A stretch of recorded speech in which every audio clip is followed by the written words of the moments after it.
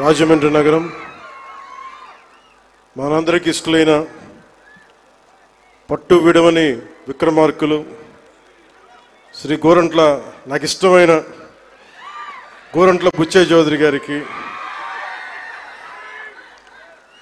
మనం తగ్గాలి తప్ప ఆయన తగ్గడం, మనం ఆయన చూసి నేర్చుకోవాలి. అంటే మనకి అడాప్టబిలిటీ రాదు, ఆయన అడాప్టబిలిటీ నేర్పిస్తారు మనకి. అలాంటి గోరంట్ల బుచ్చయ్య చౌదరి గారికి రాష్ట్ర హితువుని, రాజమండ్రి హితువుని, గోదావరి జిల్లాల హితువుని కోరుకునే వారికి రాజమండ్రి అనగానే గుర్తుకొచ్చేది గోదావరి తీరం. ఎప్పుడు కూడా ఒక తీరం వెంబడి ఎప్పుడు నాగరికత ఉన్న చోట భాష అన్నీ ఎదుగుతాయి. అలాంటి పరిస్థితుల్లో ఈ నేల ఎలాంటిదంటే మనకి ఆంధ్రుల అన్నపూర్ణగా పేరుగాంచిన డొక్కా సీతమ్మ గారికి జన్మనిచ్చిన నేల ఇది.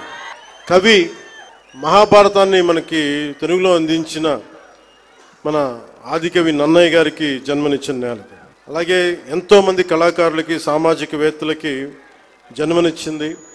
మనకిష్టమైన బాపు రమణల్లో ఒకరైన ముళ్ళపూడి వెంకటరమణ గారికి అందించిన ఈ గోదావరి నేల ఇది చాలా సంవత్సరాల నుంచి, చాలా దశాబ్దాల నుంచి ఉన్న కోరిక. ఈ మన హ్యావ్లాక్ బ్రిడ్జ్ ఒక చాలా పురాతనమైంది. ఈరోజు మనకి అఖండ గోదావరి ప్రాజెక్ట్. ఈ అఖండ గోదావరి ప్రాజెక్టులో 2024 ఎన్నికల సమయంలో ఎన్డీఏ కూటమి నిర్ణయించుకుంది ఈ రాష్ట్రాన్ని అన్ని రంగాల్లో సమగ్ర అభివృద్ధి సాధించేలా పనిచేయాలని.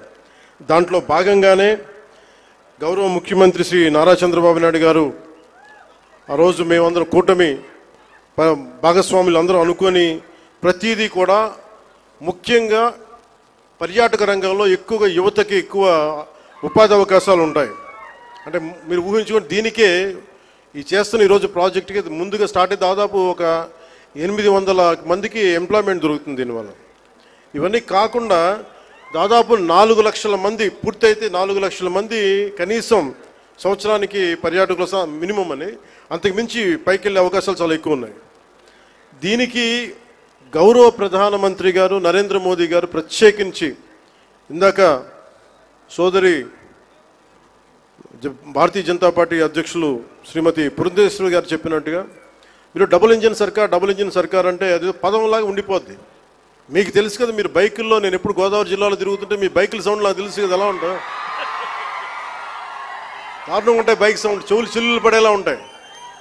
ఎందుకని మీరు కోరుకుంటారు సీసీ ఎక్కువ ఉండాలి, పవర్ ఎక్కువ ఉండాలి ఇంజన్లో అని. పవర్ ఎంత ఎక్కువ ఉంటే ఇంజన్ అంత ముందుకెళ్తుంది.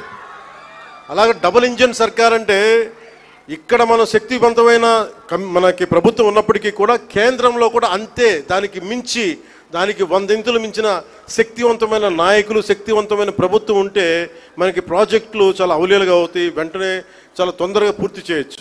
ఈ రోజున మనకి విశాఖ స్టీల్ ప్లాంట్ కూడా మనకి ఈ రోజున దాన్ని ప్రైవేటీకరణ కాకుండా కాపాడగలిగామంటే దానికి ముందస్తుగా దానికి బీజాలు చేసింది గజేంద్ర సింగ్ షెకావత్ గారు జలశక్తి మినిస్టర్గా ఉన్నప్పుడు.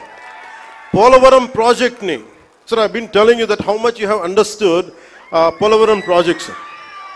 అంటే పోలవరం ప్రాజెక్ట్ ఆయన మనకున్న, అంటే నిజంగా చెప్పాలంటే నాకు కూడా అంత డీటెయిల్డ్గా నేను అర్థం చేసుకోలేనేమో, కానీ ఆయన being a public servant, former public servant, ఆయన అర్థం చేసుకొని పోలవరం ప్రాజెక్ట్ని వెంటనే దాన్ని వర్క్ చేసి పెడితే, దానికి కావాల్సిన వర్క్ చేసి పెడితే ఈ రోజున ప్రైవేటీకరణ ఆకుండా ఉందంటే దానికి ఆయన వేసిన నాంది అంత బలమైంది. ముఖ్యంగా గజేంద్ర సింగ్, మన టూరిజం శాఖ అమాత్యులు గజేంద్ర సింగ్ షెకావత్ గారు మనకి ఎలాంటి నేల నుంచి వచ్చారంటే the land of valour, the land of heroism, the land of వీరత, అంటే వీరులు పుట్టిన నేల నుంచి వచ్చారు. రాజస్థాన్ ఒక రాణా ప్రతాప్, ఒక దుర్గాదాస్ రాథోడ్, వీళ్ళు పుట్టిన నేల నుంచి గజేంద్ర సింగ్ షెకావత్ గారు వచ్చారు. అందుకే ఆ పౌరుషం ఉన్న నేల, ఆంధ్రుల పౌరుషం ఉన్న నేలని స్వభావాన్ని అర్థం చేసుకోగలరు.